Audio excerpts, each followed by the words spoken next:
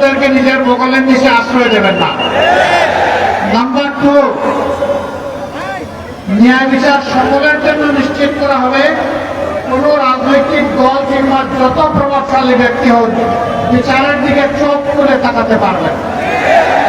বিচারকে তার আপন গতিতে স্বাধীনভাবে চলতে দিতে হবে।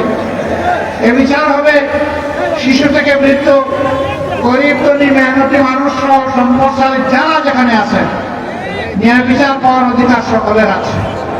বিচার আর অর্থের বিনিময়ে বিক্রি হবে না, প্রভাবিত হবে না, রাজনৈতিক কারণে প্রভাবিত হবে না।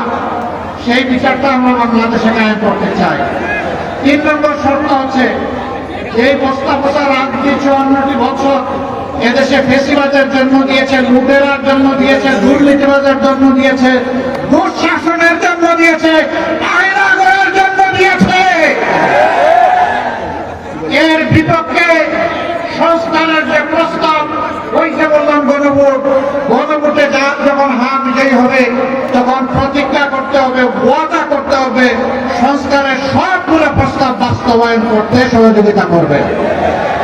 এই 3 শর্ত যারা মানবেন, আমরা তাদেরকে খোলা মনে বলতে চাই, আল্লাহ তাআলার ইচ্ছা, তার সাহায্যে, জনগণের ভালোবাসায়, জনগণের ভোটে জামাতে ইসলামী নির্বাচিত হলে সবাইকে নিয়েই আগামী 5 বছর দেশ চালাতে চাই। আমরা বিভক্তির বাংলাদেশ চাই না, আমরা ঐক্যের বাংলাদেশ চাই। এবার আসেন বগুড়ার জন্য কিছু কথা বলি। আমাদের প্রতিহিংসার রাজনীতি সব জায়গায় সুবল দেয়।